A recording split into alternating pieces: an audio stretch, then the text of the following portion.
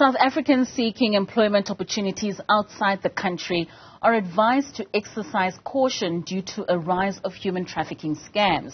This comes after 2 recent cases of desperate job seekers who found themselves trapped in foreign countries after they were scammed.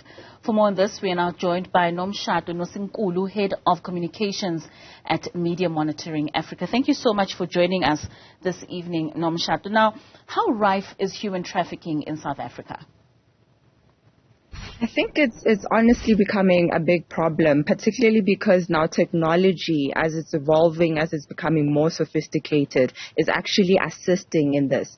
And particularly looking at the vulnerability and the environment that it thrives in, due to our economy standing, due to our desperation, I think that's where we're starting to see the problem more. And I think over the years, we have seen it gradually grow. I mean, we started off with the issue just being an issue about, people needing to pay for interviews, etc. And now it actually is becoming quite scary, where you've got ads that look so authentic, but they're actually not.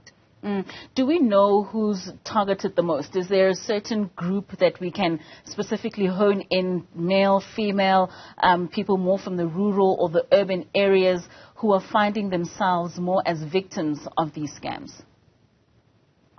I think when I'm not particularly looking at specific research, but those that are usually, desperate, or those that are usually in a situation where, anything that comes by is really a win, has become a victim. And I don't think it's necessarily targeted in such a manner that, especially when you're looking at the ones that we're seeing online, not necessarily looking at a specific area, but generally those that just don't have perhaps the tips or the skills to be able to identify a false ad or a dodgy ad that has to do with job alerts. So I think honestly it's a matter of where we're seeing literacy becoming an issue. We're also seeing how vulnerability is coming into play. I mean, you mentioned earlier on that the use of technology and social media has far exacerbated the issue of human trafficking in the country. Are there certain trends that we should look out for that these criminals are using in order to lure people? Definitely. I think there are quite a number. I think the biggest thing that they seek from the person who they're trying to grab is obviously the trust. They're trying to gain credibility. So most of the times they will look as if they're quite a credible company or organization. They might even go as far as sometimes, contacting you in such a professional manner that you'd actually believe that it is quite something that you can actually go for. And other things as well to look out for is when you're having an issue whereby you're trying to obviously validate this and then they're not giving you that information. Lack of online presence. Obviously if an organization does not have, for example, a website or a LinkedIn page, etc., those are the type of things that you need to be on the lookout for. And also no face-to-face. They usually go behind a facade whereby they're using false identifications to communicate with people. And those are the type of trends that we're starting to see. Other than that, also looking at the credibility of payments. Once they start, luring people with the promise of being able to pay for certain expenses, that's where they actually grab people.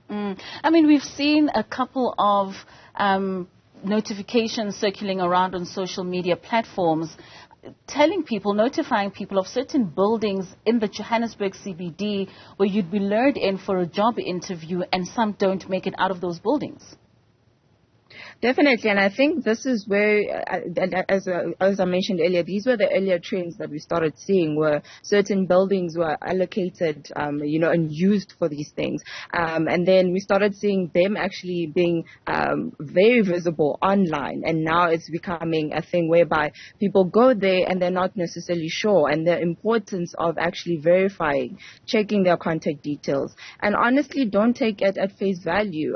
Avoid obviously such things as upfront payment requests, and especially when you're talking to an interviewer, research them, because most of the time recruiters are very visible online. And I think what we started seeing over the years is that the trust that is gained through the payments, because I think the overseas ones is more of I'll pay for your ticket, I'll pay for your accommodation, and it mostly says who would obviously pay for my accommodation or tickets with so much money invested so much.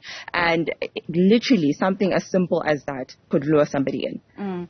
I mean, we've seen people who've gone as far as even taking that flight. We see there's a young person who went to Thailand to be an English teacher. Another young male is now stuck in Cambodia.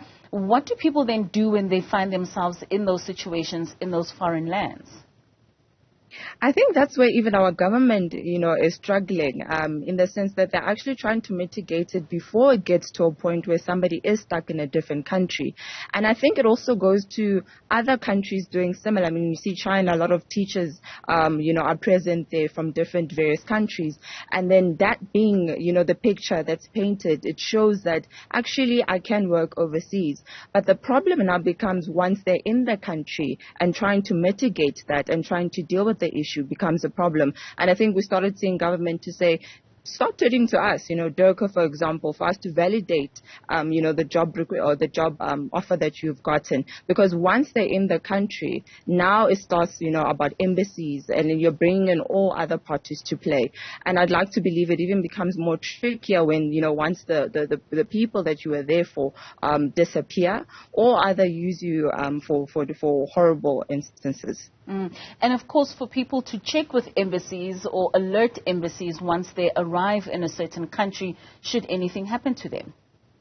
Definitely, that's important. And I think the first key thing to actually do is contact that embassy and ensure that that organization does exist or perhaps has a red flag against them. And I think it's important to actually start aligning yourself with the embassy in that particular country. I mean, we're speaking about people going to places like Thailand and Cambodia for job opportunities to become teachers.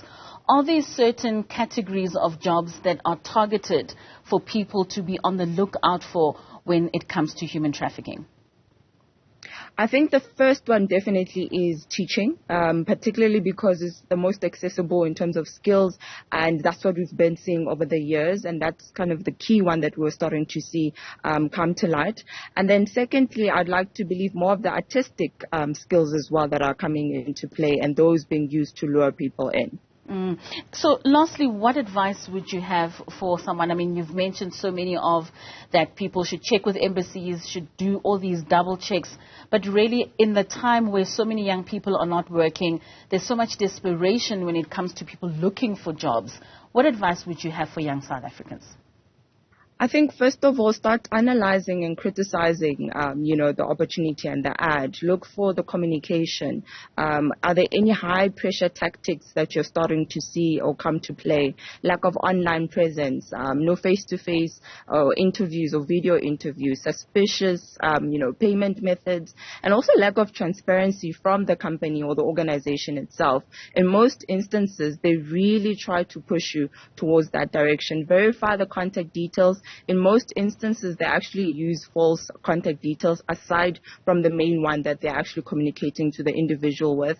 And also, look at the job description. Is it something that's quite vague? Is it giving enough detail for you to go about? Look out for the websites, official websites. Are they official? Are they trustworthy? Are they secure websites, for example? And obviously, back to basics, research the organization or company itself. Most certainly. Thank you so much for your time and your insights this evening. Media Monitoring African Communications Head Nomshado Nkosinkulu this evening. Thank you so much for your time.